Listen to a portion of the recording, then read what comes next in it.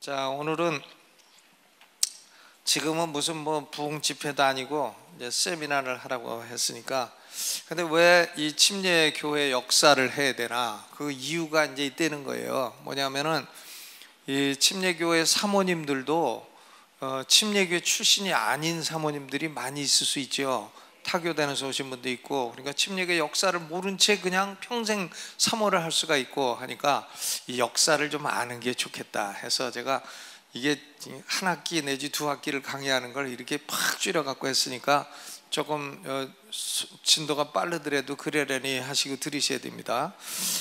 이 세상에 교회가 엄청나게 많이 있어도요, 줄기는 딱 6가지예요. 교회가 많아도 개신교는 4개고요, 구교는 2개예요. 구교가 뭐냐? 구교는 뭐냐면은 로만 캐토릭하고 동방정교예요. 동방정교. 이게 언제 갈라졌나? 1054년에 갈라졌어요. 그리고 개신교는 뭐냐? 개신교는 4개 있어요. 4개 분파가 있습니다. 루터교. 뭐 저기 안 써도 돼요. 거기 다 있어요.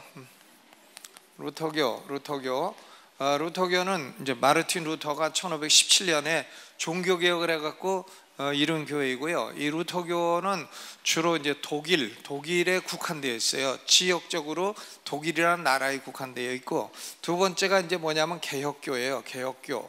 요 개혁교가 뭐냐면 이게 장로교예요. 장로교. 이 개혁교회가 개신교 가운데서는 가장 널리 범위가 전파된 교파입니다. 그러니까 개혁교는 예를 들어서 스코틀랜드에서는 장로교회라고 불리우고, 영국에서는 청교도라고 불리우고, 또 프랑스에서는 위그노라고 불리우고, 또 독일에서는 독일 개혁교라고 불리우고, 화란에서는 화란 개혁교라고 불리우고, 그러니까 개신교 가운데 이 개혁교가 제일 널리 퍼졌습니다. 이 개혁교는 뭐냐면 칼빈의 사상을 따르는 개신교예요. 칼빈주의 교회. 그 다음에 세 번째가 이제 아나베프티스트. 이 아나베프티스트들은 제침례파라고 해요. 제침례교. 이 사람들은 뭐냐면은 급진파입니다. 좀 다른 파에 비해서 급진적인 개혁을 많이 요구한 사람들이에요. 근데 우리 침례교가 그러면 제침례교의 후손이냐? 그렇지 않습니다. 우리 침례교회는 이제 요거하고는 달리 성공회가 어디냐면 영국의 국교회예요. 영국의 국교회입니다. 1534년에 헨리 8세라고 하는 사람이 영국 국교회는 국왕이 머리다, 카톨릭 교황이 머리가 아니라 국왕님이 교회의 머리다 해가지고는 국교를 만들었어요. 그래서 그게 성공회입니다. 이게 뭐 실패회에 반대 성공회 그런 게 아니라 거룩한 공회다, 이제 그런 뜻이에요. 그래서 이걸 앵글리칸 철치라고 하는데, 이 성공회가 뭐냐면은 국왕을 머리로 하기 때문에 그 신학적인 경향이 불투명해요. 불투명하니까 그 성공회 안에서 그 좀 개혁교적으로 칼빈주의 신앙을 따르는 사람들이 나오게 되었어요. 그 사람들을 청교도라고 부릅니다. 그러니까 청교도는 성공회 안에서 칼빈주의적인 그런 개혁교적인 사상을 가진 사람들이에요. 그런데 이 청교도들은 국가하고 교회하고 일치를 주장해요. 그런데 사람들이 청교도 안에서 개혁을 국가에 자꾸 해달라고 해도 개혁을 안 해주니까, 야, 국가 보고 뭘 좀 해달라고 했다가는 안 되겠다, 우리는 국가교회에서 나와야 되겠다 해서 국가교회를 부정하고 국가교회에서 나온 자유교회를 만든 사람들이 있어요. 그래서 국가교회에서 분리되었다고 해서 그 사람들을 분리주의자라고 부릅니다. 분리주의자,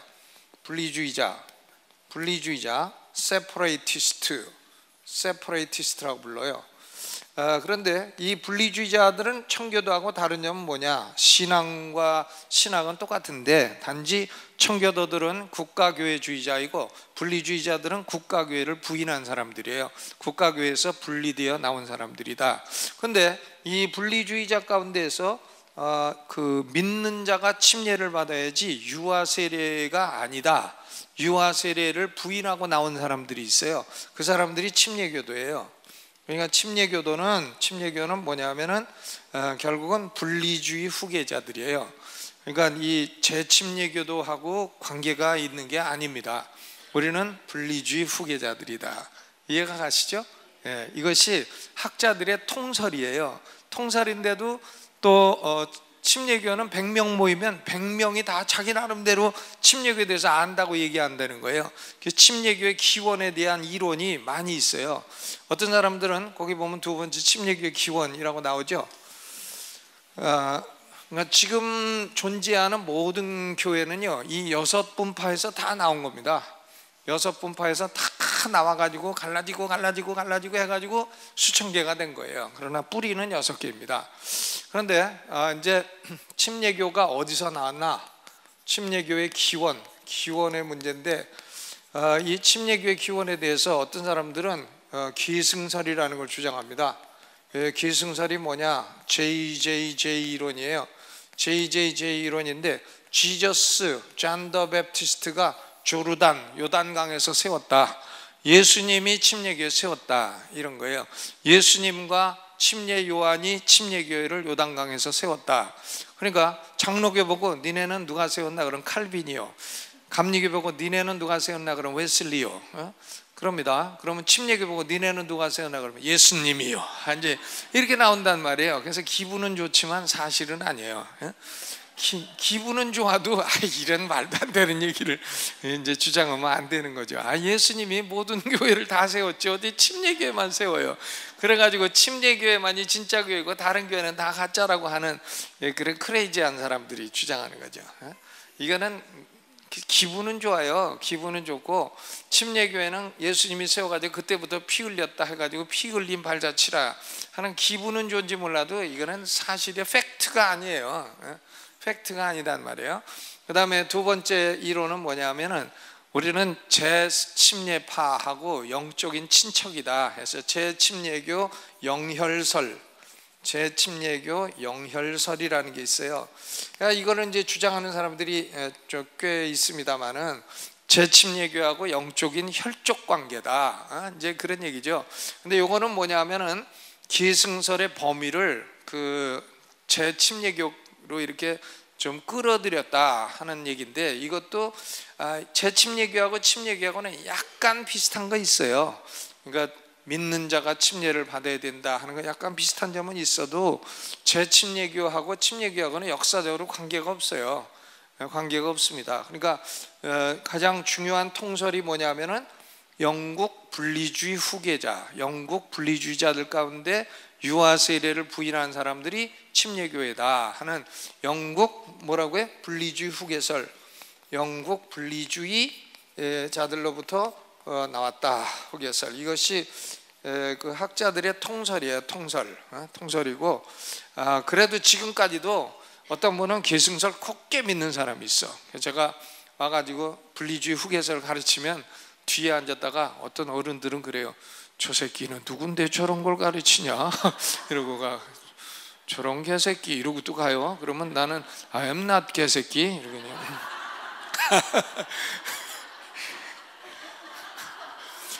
그러니까 자기하고 믿는 거하고 다르게 얘기하면은 다 개새끼라 그래. 근데 저거 왜 개새끼, 우리 아버지 사람인데. 그죠? 영국 분리주의 후계설, 이게 이제 통설입니다. 자, 그러면 이제 역사에 관해서 간단하게 얘기하겠는데, 침례교회를 처음 세운 사람이 누구냐? 그러면 대답 못할 거예요. 여러분에게 침례교회를 처음 세운 사람이 누구냐 물어보면 아십니까? 아무 대답이 없잖아요. 그만큼 이제 침례교회를 처음 세운 인물의 이름을 모른다는 거죠, 우리가. 근데 거기 보면 침례교회는 영국에서 나왔는데 그 두 줄기가 있어요. 처음부터 한 줄기로 나온 게 아니고 침례교회는 처음부터 두 줄기예요. 하나는 일반 침례교회라는 거하고 일반 침례교고, 또 하나는 특수 침례교회예요. 뭐 특수 침례교는 뭐 좀 특수한 거고, 요거는 일반적인 거냐, 그런 거는 아닙니다. 이게 그래서 붙은 이름은 아니에요. 뭐 곰탕이 뭐 보통 곰탕하고 특별 곰탕하고 그런 거냐? 그런 거하고는 다르고, 일반 침례교와 특수 침례교는 차이점이 있어요. 그건 뭐냐면 예수님이 누구를 위해 죽으셨나, 예수님의 속죄 범위에 따라서 일반 침례교회는 온 세상 모든 사람을 위해 죽었다, 온 세상 모든 사람을 위해 죽었다, 이게 이제 일반 침례교회예요. 위해서 죽으셨고, 특수 침례교회는 예수님은 성부 하나님의 택한 자를 위해서 특별히 죽으셨다, 성부의 택한 자, 성부의 택자를 위해서 예수님이 죽으셨다. 말하자면 속죄의 범위에 대해서 일반 침례교회는 일반적이고, 특수 침례교회는 성부 하나님의 택자를 위해서 죽으셨다, 특수하게 죽으셨다, 이제 그런 걸 믿는 것입니다. 그러니까 다른 말로 하면은 이것은 아르미니우스주의고, 아르미니어스주의고, 이것은 칼빈주의예요. 칼빈주의. 그러니까 침례교회는 처음부터 양립될 수 없는 두 줄기가 처음부터 각각 별개로 시작이 된 겁니다. 처음부터 이 두 가지가 하나로 있다가 갈라지고 그런 게 아니에요. 처음부터 두 줄기로 생겨난 것입니다. 여러분은 1번, 2번 중에 어떤 거예요? 네? 1번도 있고 2번도 있을 거예요. 1번도 있고 2번도 있고. 근데 저한테 물어보면 저는 2번이에요. 저는 1번 아니에요. 저는 2번입니다. 그러나 1번 믿는다고 해서 지옥 가냐, 그런 거 아니에요.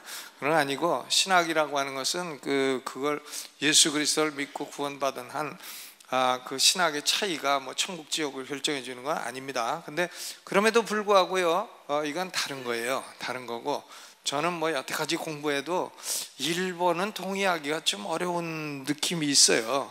왜 그러냐면은, 왜 1번에 동의를 못하냐?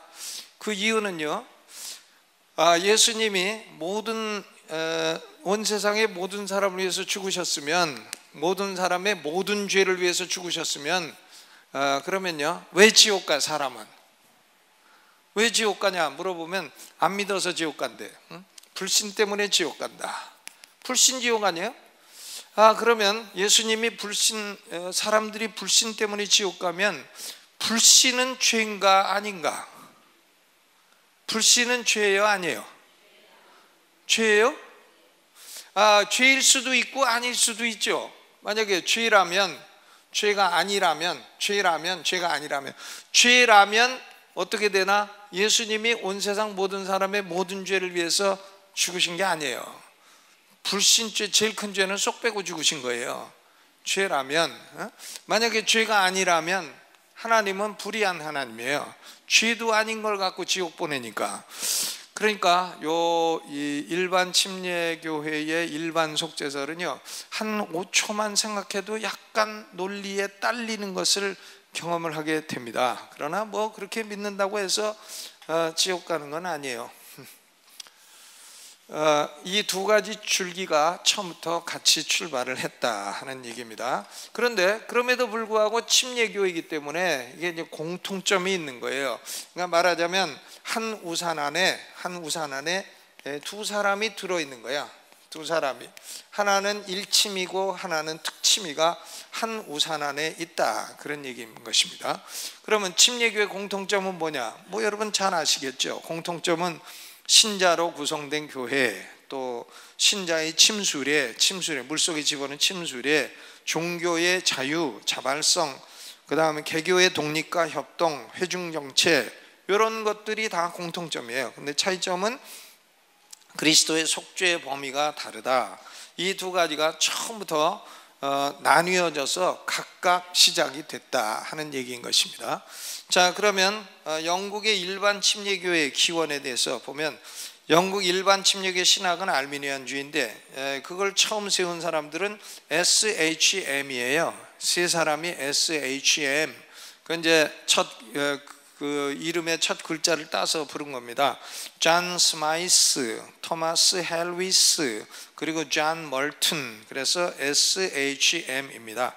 이 존 스마이스라는 사람이 1608년에 화란으로 이주해가지고 1609년에 신자의 침례, 신자가 침례받는 거지 유아가 받는 거 아니다, 이것을 처음으로 회복한 사람입니다. 근데 이 존 스마이스는 그 어디로 갔냐면 화란에 가가지고 아나베프티스트에게 들어가 버렸어요. 이 사람은 아나베프티스트가 돼버렸어요.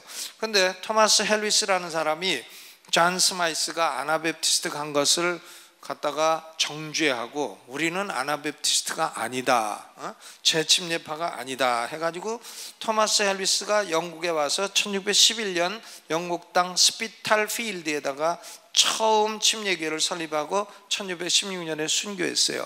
그러니까 침례교회를 처음 세운 사람은 누구냐 하면은 토마스 헬위스예요. 1611년 토마스 헬위스, 들어본 적이 있으신가요? 영 없으시죠? 그리고 들어도 또 까먹었어요. 그러니까 이 토마스 헬위스가 1611년에 영국 땅 스피탈 필드에 처음 세운 것이 침례교회 첫 번째 교회입니다. 그게 이제 일반 침례교회예요. 그리고 존 멀튼이 1613년 이후에 이 교회의 지도자가 되었습니다. 그래서 1626년에 5개 교회 150명 교인이 있다가 1644년에 47개 교회로 늘어나게 된 것이 일반 침례교회입니다. 그러면 영국 특수침례교회는 특수침례교회 신학은 칼빈주의인데 그 모체는 JLJ 교회예요. JLJ.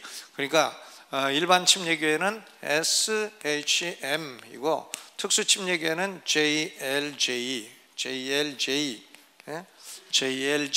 JLJ 다 외워놓고 JLJ가 뭐냐 그러면 모르겠는데요. 다 그러죠. 이 JLJ는 헨리 제이콥이라고 하는 사람, 존 레스트롭, 그리고 헨리 제시 이 세 사람인데, 헨리 제이콥이 청교도로서 1605년에 핍박을 피해서 화란으로 이주했습니다.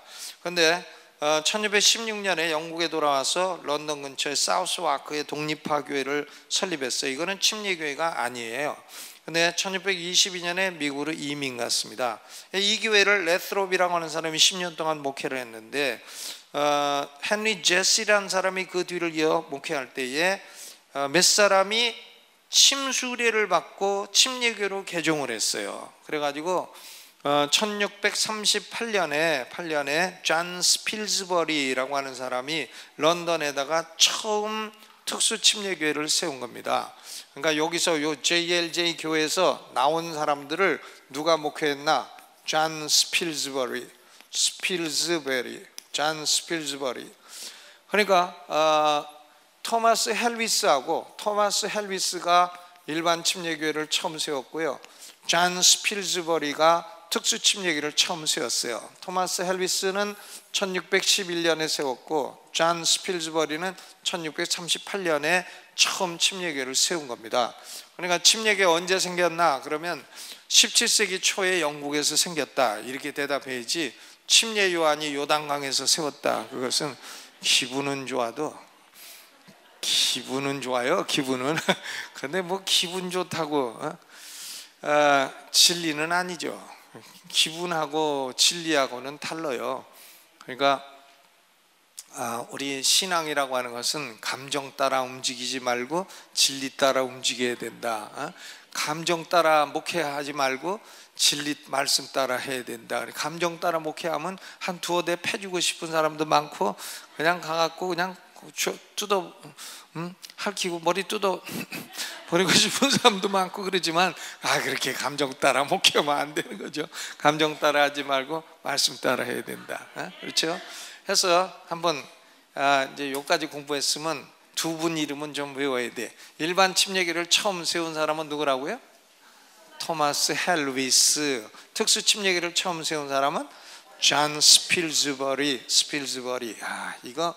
이런 걸 아는 사람이 세상에 누가 있겠어요?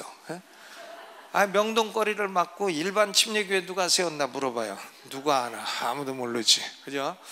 그러니까 참 영광스러운 것입니다.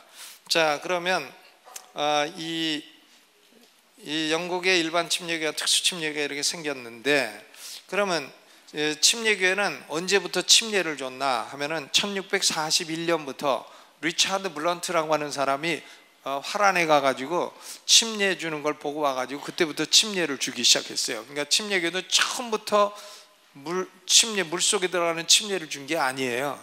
1641년부터 침례를 주기 시작했다. 그 이전에는 뭐 바켓으로 붓기도 하고 이제 그렇게 됐죠. 근데 침례교회의 제일 중요한 원리가 뭐냐? 침례교회의 최고 원리가 뭡니까? 침례교회의 최고 원리가 뭐예요? 최고 원리는 어떤 분은 그래요? 침례입니다. 근데 침례가 최고 원리가 아니에요. 침례 주는 데는 침례교회 말고도 다른 데도 많아요. 캐토릭도 침례 주는 캐토릭도 있고요. 장로교도 침례 주는 장로교도 있어요. 그러니까 장로교 목사가 우리 보고 그래. 니네는 물만 타고 자랑하냐? 그럼 우리는 장로교 목사 보고 그래. 니네 수도꼭지 고장났냐? 그러니까 물의 양이 그렇게 중요한 게 아니에요. 침례교회의 제일 중요한 원리는 뭔가 하면은 국가교회를 부정하고 국가교회를 이거 아니고 침례교회는 자유교회예요. 자유교회. 그러니까 믿는 자들이 자유스럽게 교회를 세운다. 국가의 왕이나 누가 이 교회를 다스리는 게 아니다. 그러니까 이 국가교회를 이스태블리시먼트라고 하죠. 이스태블리시먼트 이겁니다. 이스태블리시먼트는 국가에서 그 기존 권력을 갖고 있는 사람들, 그걸 말해요. 그러니까 지금 트럼프, 미국 대통령 트럼프가, 후보인 트럼프가 계속 얘기하는 게 I fight against the establishment of the United States. 그러니까 미국의 이 기득권층과 내가 싸운다 이거죠. 힐러리는 기득권층 그 지지를 받고 있고 트럼프는 기득권층과 싸우겠다는 거예요. 그 기득권층을 영어로 딱 줄이면 establishment예요. establish는 뭐 설립하다 뭐 이런 뜻이지만 이게 보면은 종교에서는 국가교회입니다. 국가교회. 침례교회는 against establishment. 그리고 뭐냐? 프리처치예요. 프리처치. 종교의 자유입니다. 침례교회 최고 원리는 종교의 자유, 양심의 자유예요. 양심의 자유. 양심의 자유가 침례교회 최고 원리예요. 그러니까 하나님하고 나 사이에 나의 신앙은 하나님과 직접 통하는, 여기에 무슨 누가 낄 수가 없다. 왕도 낄 수가 없고 신부가 낄 수도 없고 교황도 낄 수가 없고 끼지 마라 이겁니다.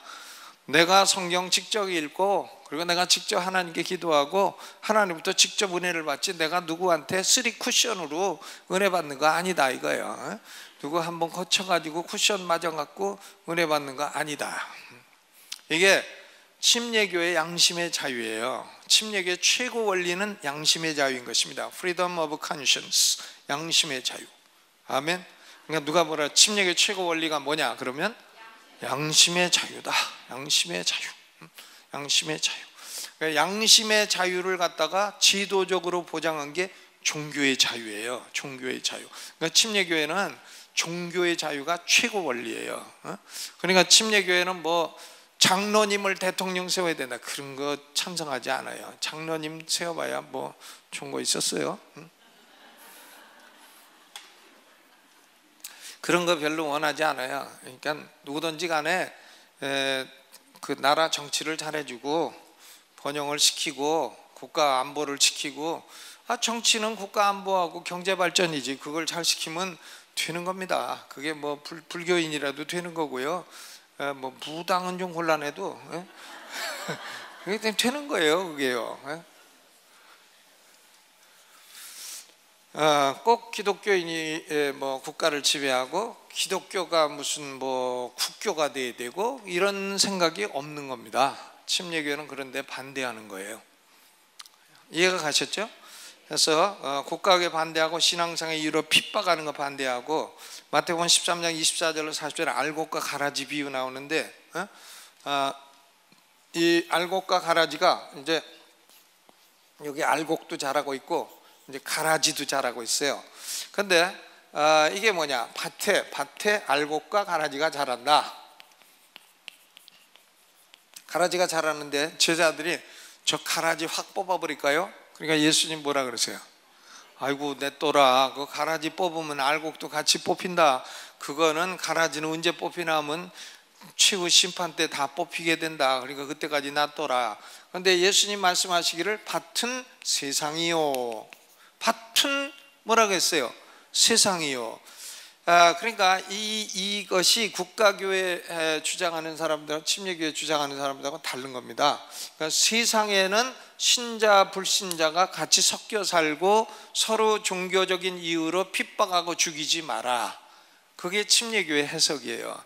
그런데 어떤 분들은 밭은 교회라 이렇게 해석하고, 교회 안에서 이 교회 안에는 알곡과 가라지도 섞여 있어야 되니까 교회가 신자들로만 구성되는 건 아니다. 교회 안에는 가라지도 원래 있는 거다. 이렇게 말을 합니다. 그러나 침례교회 이상은 그 신자들의 교회이기 때문에 이 알곡과 가라지 비유는 이게 교회 안의 얘기가 아니라 세상에서의 얘기고, 이게 뭐 교회 안에 불신자가 있어도 좋다는 얘기가 아니고, 이것은 세상에서 그 교회와 교회가 아닌 사람들끼리 핍박하고 죽이고 그러지 말라는 종교의 자유의 원리를 얘기한 것이다. 이렇게 해석을 하는 겁니다. 이해가 가셨어요? 지금 이게 안 가는 분은 졸린 분이야. 졸린 분은 이렇게 생각하세요. 졸면 못 받는다. 못 받는다. 10만 원이 날아간다. 그렇죠? 저기 커피 좀, 캔 커피 좀 몇 개, 한 10개 좀 사갖고 와요. 캔 커피. 그래서 손 드시면 캔 커피를 드리도록 하겠습니다. 미리 주문 받으면 캔 커피 드실 분 졸려갖고 손 드세요. 두 분 드셨고, 세 분, 네 분, 이제 끝. 자, 그러면 봐요. 종교 자유를 위한 투쟁. 침례교회에 종교 자유를 위한 투쟁을 한 유명한 사람이 있습니다. 그분이 누구냐면 존 버년이에요. 존 버년. 이 존 버년은 베드포드 침례교회 목사였는데 1660년부터 1672년 2년 동안 12년 동안 감옥에 갔어요. 왜? 침례교 설교했다고, 종교 자유 설교했다고 감옥에 들어갔어요. 근데 이분이 감옥에 가가지고 이제 감옥에 가만 앉아 있으니까 할 짓이 없잖아요. 그러니까 책만 써갖고 그 나온 것이 유명한 철로 역정이에요. 철로 역정. 존 버년이 침례교인입니다. 그러니까 감옥도 다 하나님의 섭리 가운데 앉아 있는 거예요. 이것도 뭐 어디 오랄 때도 없고 갈 때도 없고 뭐 그냥 책만 쓰는 거예요. 그 다음에 벤자민 키치라는 유명한 분이 있습니다. 특수침례교회 목사로 유명한 설교자인데 종교자유를 옹호하다가 여러 번 감옥에 들어갔어요. 그래서 이 벤자민 키치가요, 지금도 보면 목사님들이 보는 그 유명한 책이 있어요. 그게 뭐냐, 성경 은유영해라는 책이 있어요. 성경 은유영해. 이게 뭐냐면은 성경에 나와 있는 은유영해, 뭐 예를 들어 예수님은 문이시다. 그럼 문의 특징 1, 2, 3, 4, 5, 6, 7, 8, 9. 또 뭐 예수님이 목자이시다. 그럼 목자의 특징 1, 2, 3, 4, 5, 6, 7, 8, 9 해가지고 이런 걸 1000페이지짜리를 썼어, 이분이. 벤자민 키치. 그래서 저도 설교할 때 은유영해 이런 비유에 관한 것은 이분 책을 봐요. 역사상 가장 최고의 책이에요. 벤자민 키치, 성경 은유영해. 우리말로도 번역이 됐으니까. 우리말 번역된 거 있습니다. 근데 안 팔려갖고 서점에나 없고 도서관에나 가야 있어요. 잘 안 팔렸나 봐. 그 다음에 미국 침례교회. 미국은요, 우리가 이제 미국 보면 그 1620년대 초에 영국에서 청교도들 핍박하니까 미국으로 이제 건너왔어요. 사람들이 건너왔는데 미국에 이제 동부로 왔죠. 동부로 왔는데 동부가 주가 이제 맨 처음에 13개 주가 있는데 그 13개 주의 북쪽을 갖다가 뉴 잉글랜드라고 해요. 뉴 잉글랜드. 뉴 잉글랜드라고 하고, 중부를 미들 칼라니스, 중부 식민지라고 하고, 남쪽을 서던 칼라니라고 합니다. 서던 칼라니스. 뉴 잉글랜드에서 제일 중요한 주는 매사추세츠 주예요. 매사추세츠, 세금을 하도 거둔다고 텍사추세츠라 부르는데 그 매사추세츠입니다. 보스턴이 있고 한데, 그 다음에 미들 칼라니에서 제일 중요한 주는 펜실베니아야. 펜실베니아. 이 펜실베니아라는 것은 그 윌리엄 펜이라는 사람이 펜의 정원이란 뜻이에요. 펜이라는 사람의 정원이라. 이 펜이라는 사람이 왕한테 돈을 빌렸어요. 영국 왕한테. 근데 영국 왕이 돈을 못 갚으니까 야, 너 미국 가서 저기 그냥 그 땅 너 가져라. 이래갖고 준 게 펜실바니아야. 참, 영국 왕은 지가 돈 빌리고 남의 나라 땅 갖다가 갚어. 아주 좋아요. 그러니까 저도 누구한테 돈 빌리고 저 도쿄 가가지고 거기 신주쿠에 있는 거 너 가져라 이러면 그런 식이죠. 그래가지고 이 사람이 차지한 땅이 펜실바니아야. 펜실바니아. 이건 매사추세츠. 서던 컬리니는 뭐 노스캐롤라이나, 사우스캐롤라이나, 버지니아 뭐 이런 데가 이제 서던 캘런, 조지아 뭐 이런데 이게 이제 서던 칼라니입니다. 그러니까 13개 주가 뉴잉글랜드와 미들 칼라니와 서던 칼라니, 뉴잉글랜드, 중부 식민지, 남부 식민지 이렇게 갈라집니다. 근데 여기서 제일 중요한데 발전된 데가 뉴잉글랜드예요. 뉴잉글랜드가 제일 발전되고 그다음 이렇게 발전돼 나가는 것입니다. 그러면 뉴잉글랜드의 침례교는 그 처음 세운 사람이 누구냐? 로저 윌리엄스예요. 1639년에 뉴잉글랜드에는 로드 아일랜드 주, 거기에 수도가 프라비던스입니다. 섭리란 뜻인데 이 프라비던스 침례교회를 1639년에 처음 세웠어요. 미국 침례교회를 처음 세운 사람 누구냐? 로저 윌리엄스. 이 로저 윌리엄스예요. 그 다음에 그 프라비던스 옆에 가면은 항구 도시가 있어요. 거기가 뉴포트인데 거기에 두 번째로 세운 사람이 존 클락 1644년. 존 클락은 그 침례교를 전파하다가 보스턴 거리에 가서 곤장을 맞았어요. 곤장을 그 맞아가지고는 막 피가 나고, 그러니까 사람들이 물어본 거예요. 아이고 너 엉덩이 아프겠다. 그러니까 존 클락이 대답하기를 저들이 나를 장미로 간지럽혔다. 이렇게 대답한 아주 유명한 사람이에요. 존 클락. 그 다음에 이제 헨리 둔스터라고 하는 사람은 하버드 대학 총장인데 유아세례 반대하다가 총장직에서 쫓겨난 침례교인이에요. 헨리 둔스터. 그 다음 토마스 고울드는 보스턴에다가 제일 침례교를 세웠는데 사람들이 막 침례교회 그 문에다가 못을 받고 막 그랬던 것입니다. 제일 중요한 사람은 로저 윌리엄스하고 존 클락이에요. 존 클락.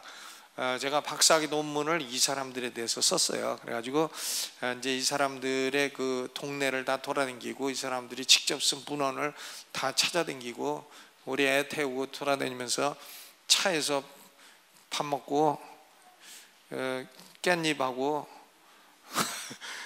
저기 뭐지 그 메루치 볶은 거하고 두 가지하고 해갖고 하나 차에서 밥 먹고 다니면서 이게 자료를 뽑아가지고 학위 논문을 썼어요. 그게 로저 윌리엄스하고 존 클락이에요.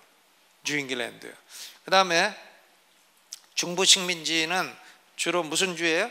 펜실바니아주. 거기에 토마스 덩건이라는 사람이 콜드 스프링스 침례교를 1684년 세웠고, 엘리어스 키츠는 벤자민 키치 목사님의 아들이에요. 아들인데 미국 와가지고 페니팩 교회라는 펜실베니아주의 교회를 세웠고, 그랬는데 이 펜실베니아에서 제일 중요한 도시가 필라델피아예요. 필라델피아, 형제사랑이라는 이름을 가진 필라델피아인데 여기 필라델피아에 드디어 지방회가 생겼어요. 그게 필라델피아 어소시에이션 1707년에 생겼는데 미국 최초의 지방이에요. 제일 중요한 지방이에요. 미국에서 지방회가 맨 처음 생긴 데가 어디라고요?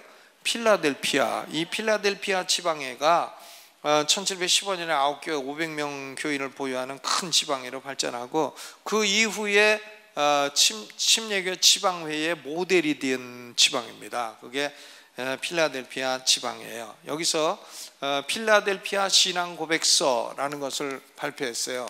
필라델피아 신앙고백서. 이것이 미국 침례교회의 가장 중요한 신앙고백서예요. 필라델피아 신앙고백서. 이 필라델피아 신앙고백서는 전반적으로 칼빈주의 신앙을 갖고 있어요. 사람들은 지금은 침례교가 뭐 칼빈하고 아무 관계없다, 뭐 칼빈 욕을 막 하고 그러는데 그렇지 않아요. 침례교회는 알미니안 쪽보다는 칼빈 쪽이에요. 원래가요. 근데 지금은 뭐 알미니안주의자가 좀 늘어났어요. 늘어났는데 그래도 나 같은 칼빈주의자도 있습니다. 나보고 뭐라고 막 칼빈주의 가르친다고 욕을 하고 그랬는데 나는 알미니안주의가 안 믿어져요. 여태까지 공부해도요. 믿어지질 않아요. 심플리 안 믿어지고 어떻게 믿어요? 나 때려갖고 믿어라 그러나?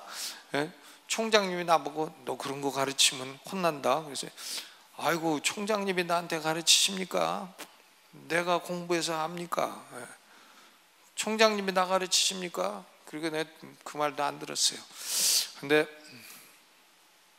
저는 설교를 30년을 하는데 역시 칼빈은 참 위대한 사람이고요.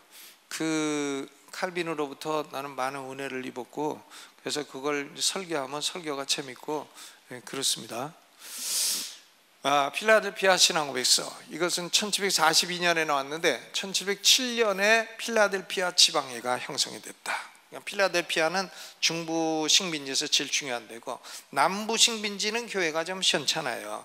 윌리엄 스크랩은 이 찰스턴 베프티스트 철치를 세웠고 남부 최초의 침례교회가 찰스턴 침례교회예요. 1698년. 그 다음 버지니아주의 로버트 놀덴이라는 사람이 일반 침례교회 몇 개 세웠는데 그가 죽고 다 없어졌어요.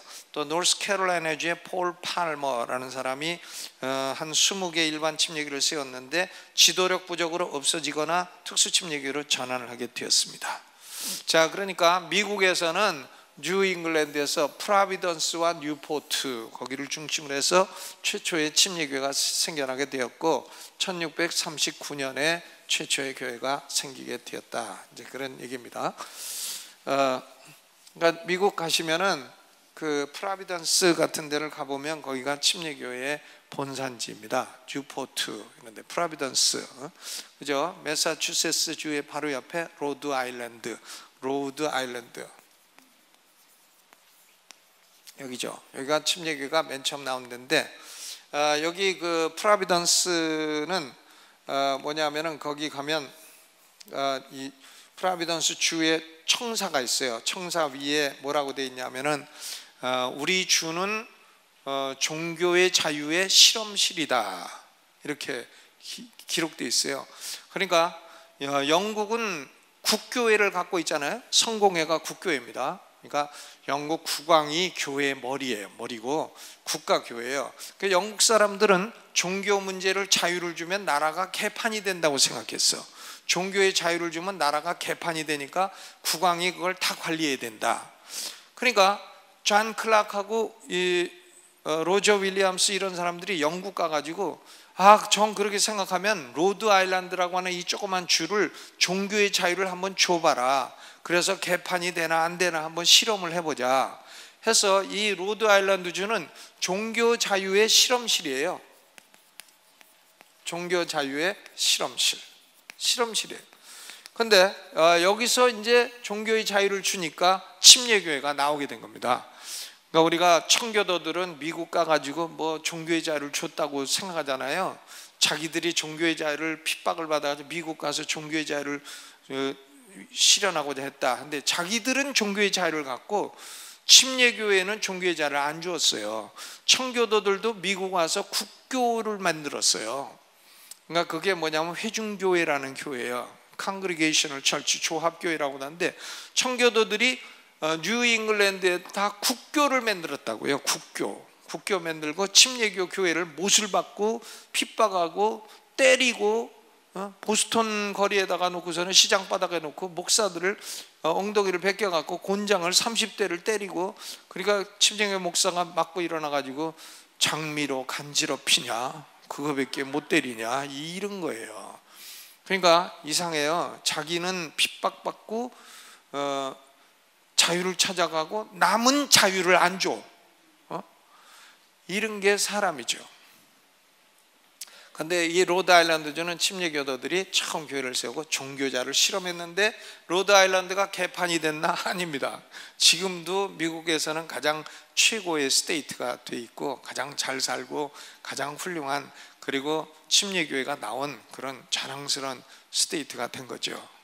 그렇죠. 그래서 여기를 종교의 자유의 실험실이라 이렇게 부릅니다. 무슨 주요? 로드 아일랜드. 그 어떤 책에 보니까 이걸 갖다가 롯데섬이라고 번역해놨어. 롯데섬. 아, 침례교는 어디서 났나? 롯데섬에서 났대. 아, 이게 롯데섬이 어딘가 했더니 아일랜드가 섬 아니에요, 섬. 그러니까 이거는 잘 발음하면 롯데 이렇게 되니까 롯데섬이래. 아, 이거 아닙니다. 이게 섬 아니에요. 여기는 그냥 육지예요. 육지인데 이름이 로드 아일랜드야. 왜?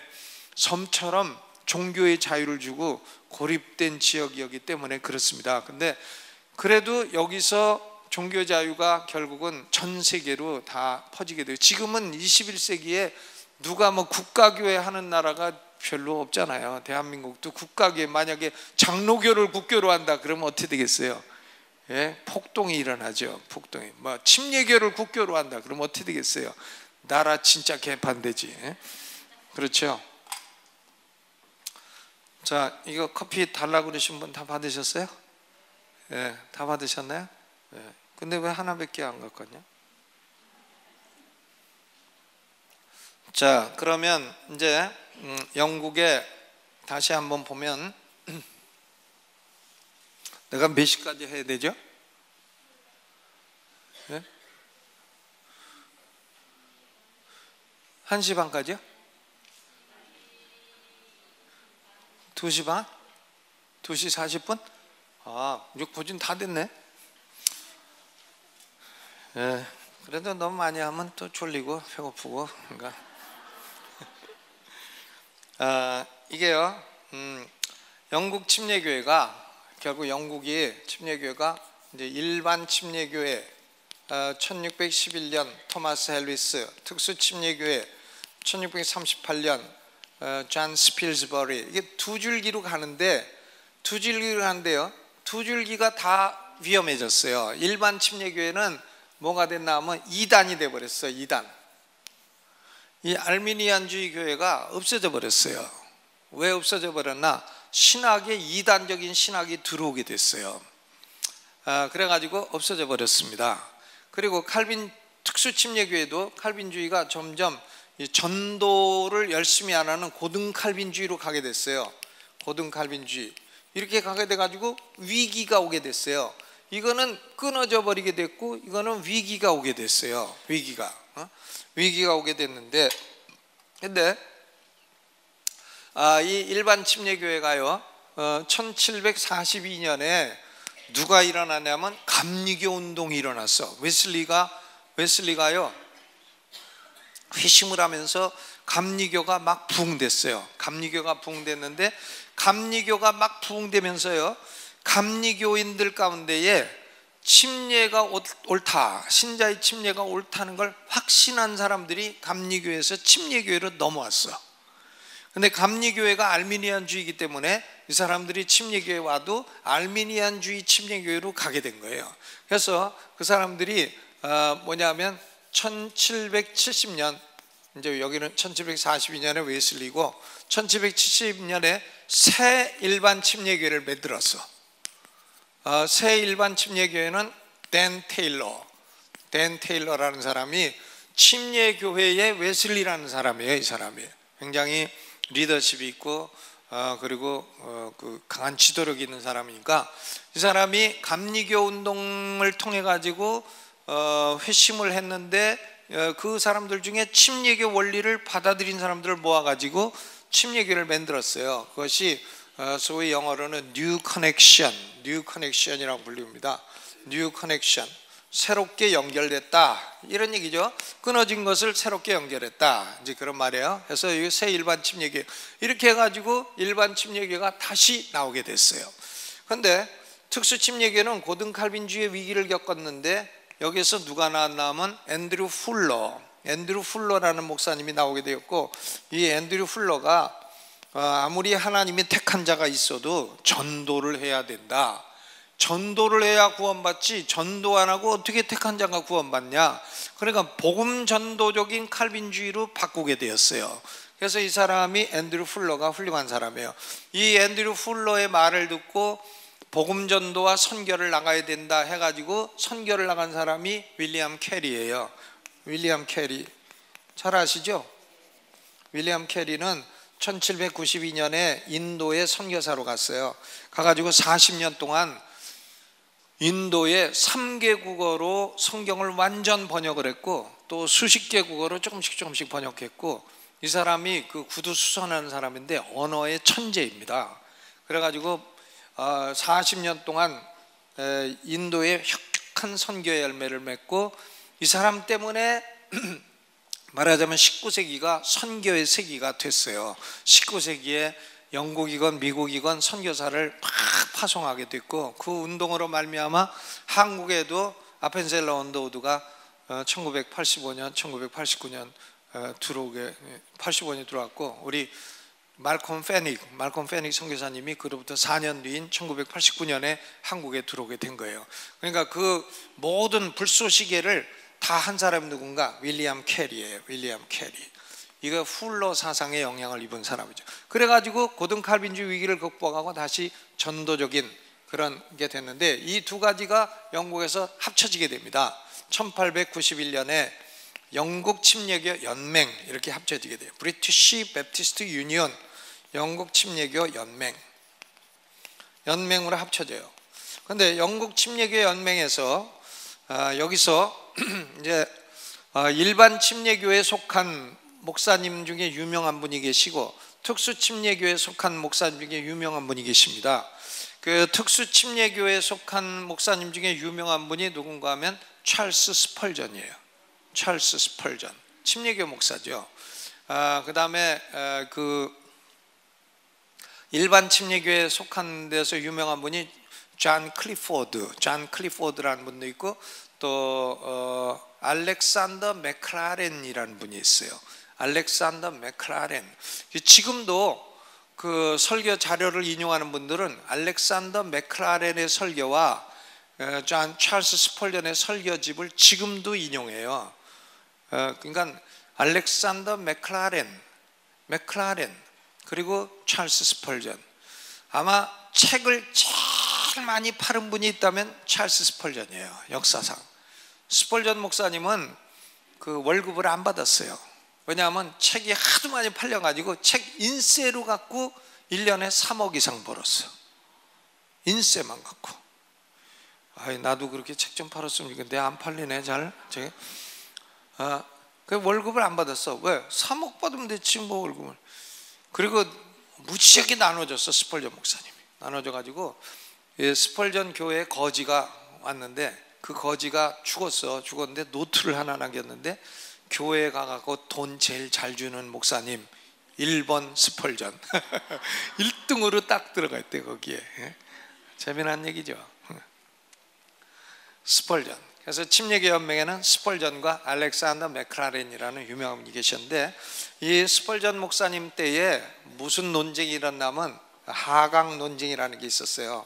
하강 논쟁은 뭐냐면은 스펄전 목사님이 침례교회 안에 자유주의 신학이 들어와 가지고 침례교회가 하강을 하고 있다, 이게 떨어지고 있다. 그러니까 자유주의 신학을 대처를 해야 된다. 그런데 사람들이 스펄전을 다 몰아세우고 나가려면 네가 나가라 그래가지고 스펄전이 침례교 총회에서 나가가지고 침례교 지방에만 있게 됐어요. 그래서 이 영국 침례교회는 영국 침례교 연맹 때 50만이었는데 지금은 몇 만이냐? 20만. 결국 그 자유주의 신학을 효과적으로 대처하지 못해갖고 교인들이 툭 떨어져 버렸어요. 툭 떨어지고, 그리고 이제 올라간 데는 어디냐? 한국 침례교회, 기독교 한국 침례. 침례도 또 예침, 복침, 이상한 침도 많잖아요. 예수교 침례, 복음 침례. 그 침례교 아닙니다. 그저 유병헌 권신잔파 그 이상한 구원파지. 침례교는 기침이에요. 우리 침례교는 무슨 침? 기침, 컬럭컬럭 기침이에요. 우리가 무슨 교파냐? 컬럭컬럭 기침, 기독교 한국 침례예요. 너네 무슨 교회냐 그러면 예침인가? 이러면 안 돼요. 기침입니다. 기침. 아시겠죠? 기침. 우리가 무슨 교파? 기침. 예. 또 복침 그러지 마요. 예침 그러지 마시고. 자, 그럼 물어볼게요. 침례교회 선교사 중에 유명한 선교사가 누구죠? 이름이? 스펄전? 선교사. 윌리엄 캐리, 그리고 침례교 설교자 가운데 설교의 황태자 스펄전은 진짜 설교의 황태자죠. 최고예요. 자, 그래서 영국 침례교가 그렇게 됐고, 그다음 미국 침례교는 어떻게 됐나 이제 조금만 보면 되는데, 미국 침례교회는요 이제 그 로드 아일랜드 주하고 필라델피아를 중심으로 해서 교회가 조금씩 생겨나게 됐는데, 미국의 역사 가운데 1726년에서 76년까지를 소위 대각성 운동이라 그래요. 1차 대각성 운동, 그 다음에 1790년부터 1840년까지를 2차 대각성 운동이라고 해요. 그러니까 대각성 운동. 근데 1차 대각성 운동 때는 이게 그 어느 교파의 부흥운동이냐면 회중교회의 부흥운동이에요. 회중교회가 뭐냐? 청교도들이 세운 교회예요. 그걸 이제 Congregational Church 혹은 번역하는 사람에 따라서 조합교회 이렇게도 번역을 했는데, 이 회중교회가요 부흥을 했어요. 부흥을 했는데, 이 부흥이 일어나게 되면 꼭 부흥 찬성파가 있고 반대파가 있어. 뭐든지 찬성 반대가 있어요. 그래서 이 회중교회 부흥, 조나단 에드워즈를 중심으로 해가지고 1736년부터 부흥이 막 일어나. 조나단 에드워즈 아시죠? 조나단 에드워즈. 근데 부흥운동이 일어나는데, 거기에 부흥 찬성파가 뭐냐면 여기 이제 신광파야. 뉴라이트고, 부흥 반대파가 있어. 부흥 반대파가 구광파가 됐네. 올드라이트. 올드라이트와 뉴라이트, 신광 구광 이렇게 됐습니다. 신광파 구광파, 이게 빛광자예요. 그런데 부흥 찬성파인 신광파가 이게 침례교가 됐어요. 이 사람들이 침례교를 받아들였어. 그래가지고 이것이 침례교가 됐어요. 침례교가 돼가지고 이것을 무슨 침례교라 그러나, 회중교에서 분리돼서 나온 침례교이기 때문에 분리침례교라고 해요. Separate Baptist라고 합니다. 그러면 본래 있던 로드 아일랜드와 본래 침례교는 뭐냐? 본래 침례교는 이제 이것은 이제 레귤러 베프티스트, 정규 침례교회라고 불렀어요. 정규 침례교. 그래가지고 미국에도 이제 정규 침례교와 분리 침례교인데, 분리 침례교는 회중교 출신들이고 정규 침례교는 본래 침례교 출신이고, 이제 그렇습니다. 포항파, 대전파 이제 이런 비슷한 거예요. 이렇게 됐는데, 이 두 가지가 결국 나중에 다 합치게 돼요. 합치게 돼가지고 이 본래 침례교회, 정규 침례교회는 교육을 강조해. 교육을 강조하고, 분리 침례교회는 부흥을 강조해. 부흥. 그래서 침례교회는요 부흥의 정신과 교육의 정신이 같이 들어가 있어. 같이. 아멘. 부흥. 그냥 모였다만 박수치고 그냥 방언하고 그런 거 좋아하고, 또 공부하는 것도 좋아하고, 그래서 교육과 부흥, 이 두 가지가 같이 들어가 있는 게 침례교회입니다. 이해가 가시죠? 해가지고 이제 침례교회가 늘어나게 됐는데, 제2차 대각성 운동은 뭐냐면은, 이게 이제 그 서북 개척할 때 일어난 거예요. 서북 개척하는데 주로 어디서 했나? 큰 텐트를 치워놓고서는 개척하는 개척지에서 막 집회를 하는 거예요.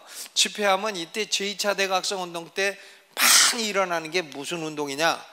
이게 성령의 역사가 막 많이 일어나는데, 주로 어떤 거냐? 구르기, 웃기, 돌기, 뭐 이런 거예요. 댕굴댕굴 구르고 돌고 뭐 꼬꾸라지고 펄펄 뛰고 이런 겁니다. 이게 펄펄 뛰는 현상이 많이 일어났어요. 근데 희한하게도 그 부흥의 장에서 펄펄 뛴 다음에, 그 다음에 뭐나 하면은 또 사생아가 많이 나왔어. 거기서 이제 여러 날 머물면서 집회하다가 뛰질 말든가 사생아를 낳지 말든가, 둘 다 한 게 이 제2차 대각성 운동입니다. 이 성령의 역사라고 하는 것은 희한해요.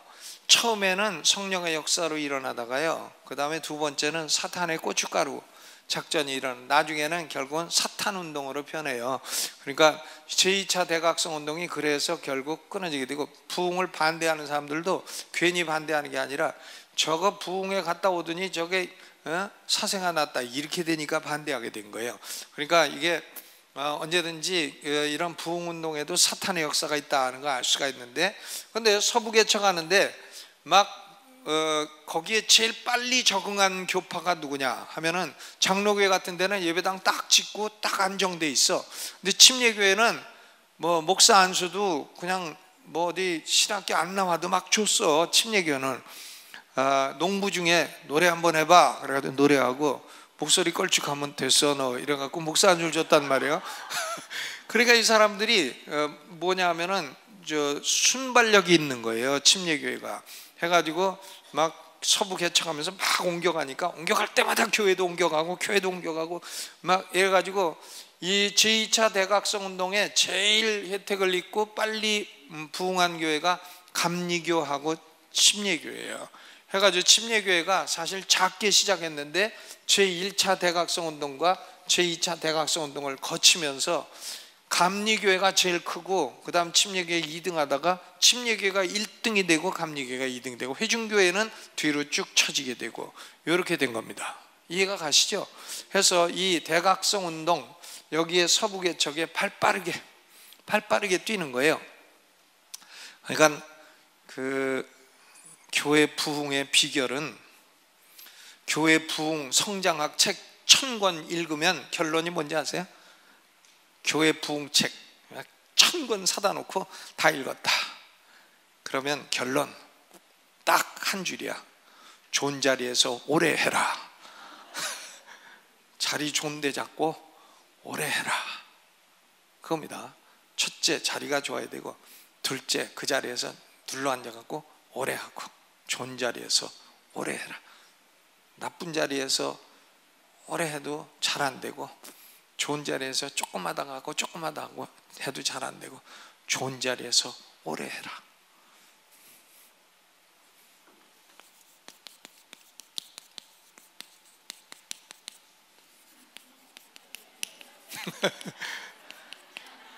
이해가 가시죠?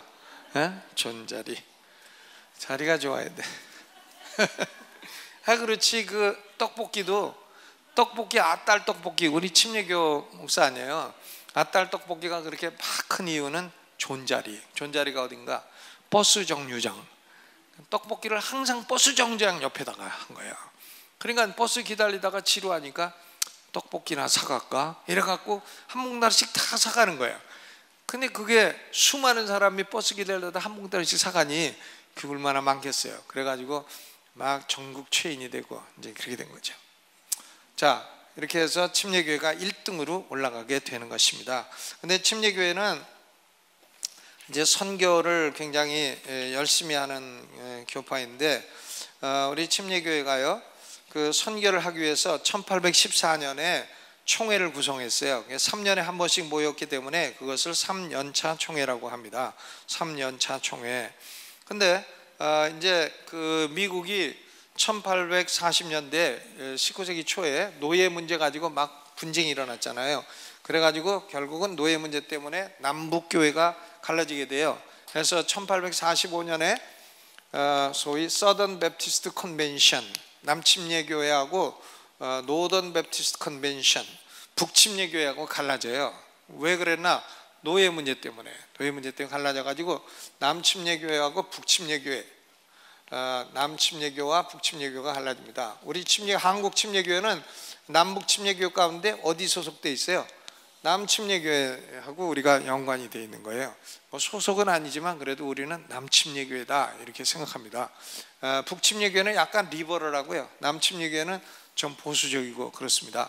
그런데 이 남침례교회가 이제 20세기에 들어와가지고 1925년부터 선교를 하기 위해서 만든 프로그램이 뭔가 하면 협동 프로그램이에요. 1925년부터 이것을 CP라고 해요. 코어퍼레이티브 프로그램. CP가 뭔가 하면 모든 교회가 자기 예산의 10%를 내가지고 해서 총회 일을 한다.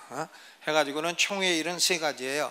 하나는 해외 선교, 하나는 국내 선교, 또 하나는 썬데이 스쿨, 교회 학교 자료 이런 거 만드는 거, 요 세 가지, 해외 선교, 국내 선교, 썬데이 스쿨 보드, 요 세 가지를 위해서 모든 교회가 10%씩 내는 겁니다. 근데 우리나라는 유감스럽게도 선교사들이 이걸 가르쳐 주지 않았어요. 개교회주의만 가르쳐 갖고 개교회주의만 하니까 돈을 안 내. 총회비 얼마 내나 그럼 10,000원 내. 그것도 어려워. 근데 모든 교회가 10%씩 예산에서 탁 잘라가지고 총회 주면 총회장도 할만해.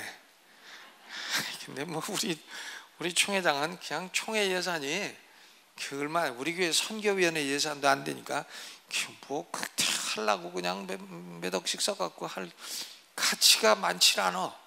힘이 없다 이거예요. 근데 미국 총회장은 엄청나죠.